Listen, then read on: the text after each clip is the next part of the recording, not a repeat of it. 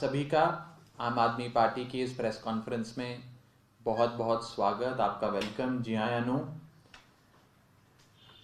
परसों यानी कि 13 जनवरी 2022 13 जनवरी 2022 को आम आदमी पार्टी ने प्रेस कॉन्फ्रेंस करके आप सबके सामने एक बहुत बड़ी बात कही थी और कहा था कि हमें सूत्रों के हवालों से ये खबर मिल रही है कि इलेक्शन कमीशन ऑफ इंडिया अपने डिफाइंड रूल्स और कानूनों में संशोधन करके, बदलाव करके एक नए ग्रुप को पॉलिटिकल पार्टी में रजिस्टर करवाना चाह रहा है और सारे कानूनों को, सारे रूल्स को ताक पे रख के इलेक्शन कमीशन ऑफ इंडिया हर सूरत में इस ग्रुप को, इस मोर्चे को एक पॉलिटिकल पार्टी के तौर पे रजिस्टर करके इन्हें इलेक्शन सिंबल अलॉट करना चाहता है। हमने कहा था कि दो बड़े बदलाव चुनाव आयोग करने जा रहा है। पहला कि बीच चुनाव में आचार संहिता लगने के बाद, यानी कि मॉडल कोड ऑफ कंडक्ट की अनाउंसमेंट होने के बाद, इलेक्शंस की अनाउंसमेंट होने के बाद, यानी कि चोण जाब्ता लगने के बाद बीच चुनाव में इस पॉलिटिकल पार्टी को रजिस्टर किया जा रहा है। और इलेक्शन कमीशन का डिफाइंड कानून है कि किसी भी पॉलिटिकल पार्टी को रजिस्टर करने से पहले 30 दिन का, 30 डेज का नोटिस पीरियड देना होता है, कानून में लिखा है। यानी कि अगर मैं 1 जनवरी को अपनी एप्लीकेशन दाखिल करता हूं तो 1 जनवरी से लेकर 30 जनवरी तक, 31 जनवरी तक 30 दिन की समय सीमा होती है जिसमें लोगों से ऑब्जेक्शंस इनवाइट किए जाते हैं, एक नोटिस पीरियड दिया जाता है। इलेक्शन कमीशन इस नोटिस पीरियड को 30 से घटाकर 7 दिन करने जा रहा है। यह हमने आपको कहा था कि हमें ऐसा अंदेशा है, हमें डर लग रहा है, हमें सूचना मिल रही है, सूत्र बता रहे हैं कि ऐसा होने जा रहा है। और आम आदमी पार्टी की भविष्यवाणी, आम आदमी पार्टी का अंदेशा, आम आदमी पार्टी का शक यकीन में बदल गया। 14 जनवरी 2022 को ये मैं सर्कुलर आपके सामने लाया हूं। ये इलेक्शन कमीशन का सर्कुलर कम प्रेस नोट है जिसमें इलेक्शन कमीशन ऑफ इंडिया ने 14 जनवरी 2022 यानी कि कल ये सर्कुलर जारी कर कहा है कि हम एक पॉलिटिकल पार्टी को रजिस्टर करने के लिए जो 30 दिन की समय सीमा होती है उसे कम करके 7 दिन कर रहे हैं। इन्होंने कारण दिया है कि महामारी है, कोविड है, तो पॉलिटिकल पार्टी अपनी रजिस्ट्रेशन फॉर्म दाखिल करने में, फॉर्मेलिटीज पूरे करने में उन्हें कुछ प्रॉब्लम्स आ रही थी, दिक्कतें आ रही थी, अड़चन आ रही थी। इसलिए हमने उनको ये रियायत दी है, उनको ये रिलीफ दिया है और 30 दिन से घटाकर 7 दिन कर दिया है पॉलिटिकल पार्टी के रजिस्ट्रेशन प्रोसेस का जो नोटिस पीरियड होता है। हमने उस दिन भी कहा था कि ऐसा लगता है कि इलेक्शन कमीशन ऑफ इंडिया किसी एक खास ग्रुप को, एक खास मोर्चे को रजिस्टर करने के लिए सारी कानून को ताक पे रख रहा है, सारे रूल्स में संशोधन कर रहा है, एक स्पेशल ट्रीटमेंट कुछ लोगों को दे रहा है।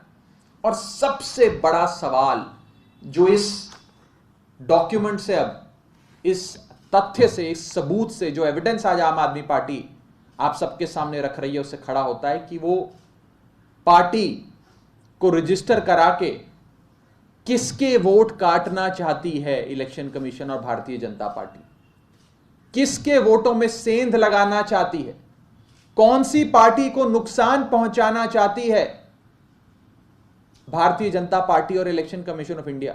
यह मैं पूछना चाहता हूं। अगर यह पार्टी रजिस्टर होती है तो दो बड़े सवाल। पहला, किस पार्टी को इसकी रजिस्ट्रेशन से सबसे ज्यादा नुकसान होगा, यानी कि कौन सी पार्टी के वोट खाएगी ये पार्टी, कौन सी पार्टी के वोट्स में सेंध मारेगी, किसके वोट काटेगी ये पार्टी। ये पहला सवाल। दूसरा सवाल, किस पार्टी को फायदा होगा, कौन से वो राजनीतिक लोग हैं जो आम आदमी पार्टी को हारता देखना चाहते हैं, जो हर कीमत पे साम दाम दंड भेद हर चीज को अपनाकर हर सूरत में सिर्फ अरविंद केजरीवाल और आम आदमी पार्टी की हार देखना चाहते हैं। ऐसे कौन से लोग हैं, कौन सी वो ताकतें हैं, कौन सी शक्तियां हैं, ये मैं आप सबसे पूछना चाहता हूं। हम सब ये जानते हैं कि बीच चुनाव में इलेक्शन अनाउंस होने के बाद कभी भी किसी नए दल को एज पॉलिटिकल पार्टी पंजीकृत नहीं किया जाता, रजिस्टर नहीं किया जाता। हम ये भी जानते हैं कि नोटिस पीरियड भी कम नहीं किया जाता। आम आदमी पार्टी को भी बने कोई बहुत समय नहीं हुआ। जब आज से 7-8 साल पहले जब हम अपनी पार्टी रजिस्टर कराने गए थे तो हमें भी नोटिस पीरियड देना पड़ा था। ये 30 दिन के पब्लिक नोटिस पीरियड का हमें भी पालन करना पड़ा था। हमारे लिए कोई रिलीफ नहीं था और ना ही किसी पार्टी के लिए होता है।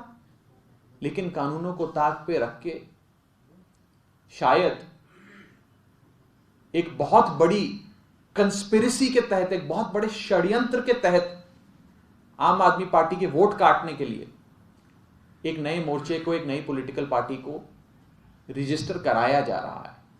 यह हमें डर है, यह बात हमें सता रही है और यह बात हम आपके सामने खुल के रखना चाहते हैं। लोकतंत्र में जनता को यह जानने का अधिकार है, यह हक है कि इलेक्शन कमीशन सारे कानूनों को ताक पे रख के पब्लिक नोटिस पीरियड कम करके रातों रात एक नई पार्टी को रजिस्टर करने जा रहा है ताकि वो आम आदमी पार्टी के वोट काट ले। ऐसे लगता है कि पूरा इलेक्शन कमीशन सारे काम छोड़कर सिर्फ इस नए ग्रुप को, इस नए मोर्चे को रजिस्टर करने में लगा है। आम आदमी पार्टी बहुत सम्मान से पंजाब के लोगों को, देश के लोगों को यह कहना चाहती है कि ये चीजें हम आपके सामने रख रहे हैं और ये दूसरी पार्टी वाले जिन्हें डर लगता है अरविंद केजरीवाल की साफ राजनीति से, अरविंद केजरीवाल जी की ईमानदारी से, जो कांपते हैं केजरीवाल मॉडल ऑफ गवर्नेंस को देखकर, वो लोग कभी नहीं चाहेंगे कि आम आदमी पार्टी सरकार बनाए पंजाब में या किसी और सूबे में, और वो हर संभव कोशिश करेंगे। पहले अकाली दल ने कोशिश करी कि अरविंद केजरीवाल जी को रोके, नहीं रोक पाए। कांग्रेस ने कोशिश करी, नहीं रोक पाए। बीजेपी और कैप्टन अमरिंदर साहब मिलके आम आदमी पार्टी को नहीं रोक पाए। तो अब सारे लोग मिलकर एक षड्यंत्र रच रहे हैं आम आदमी पार्टी को रोकने का। यह आम आदमी पार्टी सीधे तौर पे सवाल आज इलेक्शन कमीशन से पूछना चाहती है कि किस मोर्चे को, किस ग्रुप को, किन लोगों को, किस पार्टी को रजिस्टर करने के लिए आप ये स्पेशल ट्रीटमेंट, ये विशेष संशोधन करके फैसिलिटेट कर रहे हैं, रियायत दे रहे हैं, किसको रजिस्टर करने के। दूसरा सबसे बड़ा नुकसान इसके पंजीकृत होने से, इस पॉलिटिकल पार्टी के रजिस्टर होने से किस पार्टी को होगा। तीसरा सवाल, किस पार्टी को इसका फायदा होगा इस मोर्चे के रजिस्टर होने से, कौन सबसे ज्यादा फायदे में रहेगा। चौथा सवाल, ऐसी क्या जरूरत पड़ गई कि बीच चुनाव में कानूनों को ताक पे रख के, सारे संशोधन करके आप एक नई पॉलिटिकल पार्टी को रजिस्टर करें, ऐसी क्या जरूरत पड़ गई, यह हम पूछना चाहते हैं।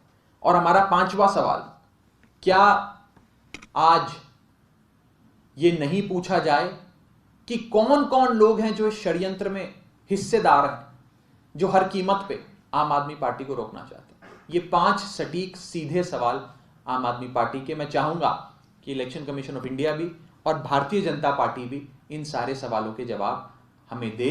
हमने परसों जो अंदेशा, जो डर आप सबके सामने जाहिर करा था, वो सच्चाई में तब्दील हो गया है और इलेक्शन कमीशन ने ये नोटिफिकेशन जारी कर, ये सर्कुलर जारी कर नोटिस पीरियड, एक पॉलिटिकल पार्टी को रजिस्टर करने के लिए जो नोटिस पीरियड होता है उसे 30 दिन से घटाकर मात्र 7 दिन कर दिया है।